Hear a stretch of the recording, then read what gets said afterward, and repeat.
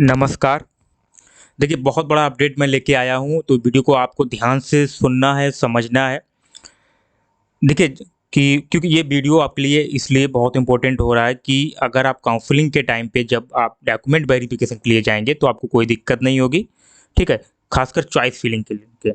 तो इसमें rank card और चॉइस फिलिंग के बारे में मैं बताने वाला हूँ और बाकी जो नोटिस पब्लिश हुआ था, तो इसके मैंने ऑलरेडी 2 वीडियो बनाए हुए हैं। अगर आपको इसका जो भी डिटेल्स आपको जानना है, तो मेरे 2 वीडियो ऑलरेडी मैंने अपलोड कर दिए हैं, तो आप वहाँ से जाके चेक कर सकते हैं और समझ सकते हैं, जो भी डाउट है आपके क्लियर हो जाएँगे।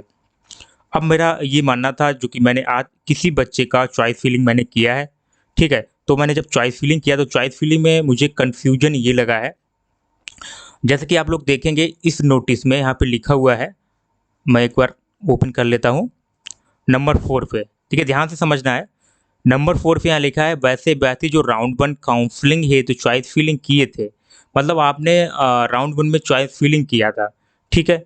और किसी तरीके से आप उसमें अगर संशोधन करना चाहते हैं, एडिट करना चाहते हैं तो आप कर सकते हैं, जो कि टाइमिंग यहाँ पे दिया गया है 24 सितंबर से लेके 25 सितंबर 12 पीएम तक का टाइम यहाँ पे दिया गया है। आपको अनलॉक करना है, अनलॉक के बाद ओटीपी वगैरह जो भी जाएगा आप उसके अकॉर्डिंग आप कर सकते हैं। ये इसमें बोला गया है। अब पहले तो चॉइस फिलिंग में कन्फ्यूजन बच्चों का था कि सर सबको चॉइस फिलिंग करना है कि नहीं करना है। अब यहाँ पे देखिए क्लियर लिखा हुआ है कि अगर आप संशोधन करना चाहते हैं, अगर आप एडिट करना चाहते हैं, तब आपको चॉइस फिलिंग करना है। ठीक है? यहाँ पे क्या लिखा हुआ है, अगर आप एडिट करना चाहते हैं तब आपको है चॉइस फिलिंग करना है। लेकिन अब मेरा ये मानना है, मैं जैसा कि लाइव दिखा देता हूँ मैंने जो चॉइस फिलिंग किया है। सबसे पहले मैं ये रैंक ओपन कर लेता हूँ, रैंक कार्ड। तो ये देखें कि किसी बच्चे का है जो कि एससी में ही है। तो इसका जो रैंक है पहले आप देखेंगे 7927 है, ठीक है? थोड़ा कम कर लेता हूँ मैं। चुप रहो, चुप। ठीक है, और एससी 811 है, ठीक है? उसके बाद सेकंड इसका जो रैंक कार्ड आता है उसमें चेंज हो जाता है, ठीक है? इसका कितना 782 हो जाता है, जैसा कि आप लोग देख पा रहे होंगे। ये कोई नई बात नहीं है, ये आपको भी पता होगा, ठीक है? यहाँ तक को ठीक है, कोई दिक्कत नहीं है। कुछ बच्चों का चेंज नहीं हुआ है तो कुछ कोई दिक्कत नहीं उनको।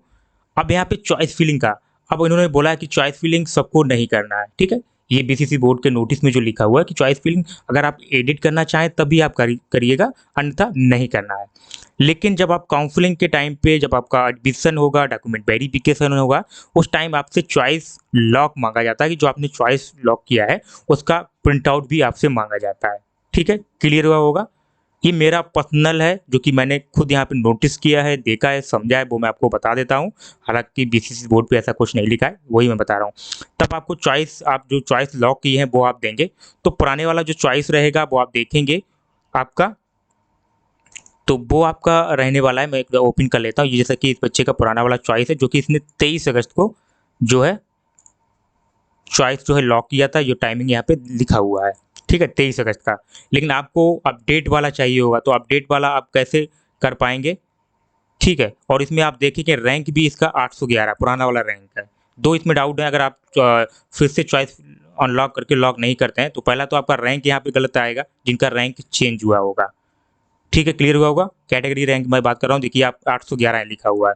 और दूसरा इन्होंने जो अपडेट किया है, इस वाला, इसमें आप देखेंगे 782 यानी कि यहाँ पे कम हुआ है, ठीक है?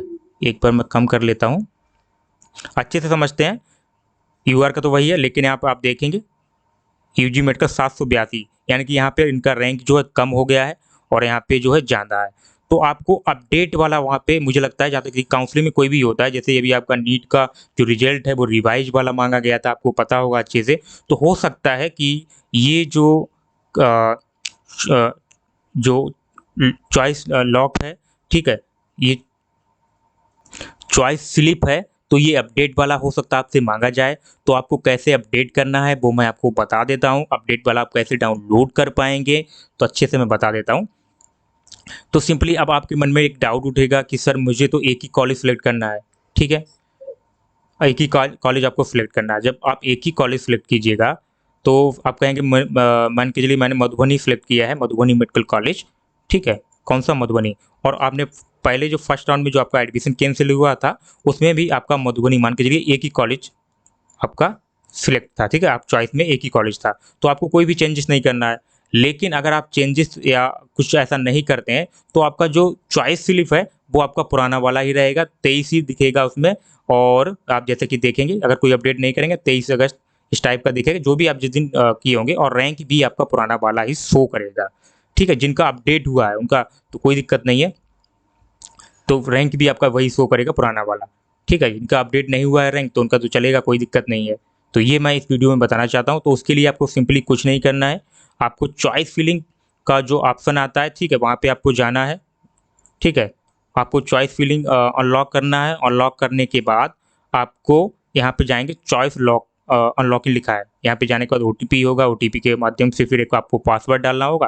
पासवर्ड डालने के बाद आपको फिर से ओपन कर लेना है, बेशक आपका 1 कॉलेज हो, 2 कॉलेज हो, 3 कॉलेज हो, आप जैसा भी करना चाहें सेम ही रहेगा। ऐसा नहीं आप अगर एडिट नहीं करना चाहते हैं, कहने का मतलब ये है अगर आप चॉइस एडिट भी करना नहीं चाहते हैं तो ओपन करके आप देख सकते हैं, उसके बाद उसको अनलॉक भी कर सकते हैं। ठीक है, लॉक भी कर सकते हैं, सॉरी। उसके बाद उसको लॉक कर दीजिएगा और फिर से आपको फ्रेश जो है अपना चॉइस स्लिप डाउनलोड कर लीजिएगा। समझ में आ रहा होगा मैं कहना क्या चाह रहा हूँ, तो समझ में आ गया होगा। ठीक है, फ्रेश चॉइस स्लिप आप डाउनलोड कर पाइएगा इसके अकॉर्डिंग। जैसे कि मैंने इस बच्चे का ये फॉर्म फिलअप किया है चॉइस, हालांकि इसका एक ही कॉलेज इसने सेलेक्ट कर रखा था कि मुझे एक ही कॉलेज लेना है, लेकिन फिर भी मैंने इसका चॉइस जो है, मुझे डाउट लगा कि अगर इसका चॉइस स्लिप जो है वो अपडेट वाला नहीं रहेगा, इसका रैंक भी चेंज नहीं होगा, मुझे यही फिर वहाँ पे सबमिट करना पड़ेगा, तो हो सकता है कुछ इशू बने, इसलिए मैंने इसका अपडेट किया है। तो इसका आप देखेंगे यहाँ पे वही एक कॉलेज वही दिया जो पहले जो था वही इसका दिए हैं, लेकिन यहाँ पे आप देखेंगे रैंक जो है अपडेट हो गया है।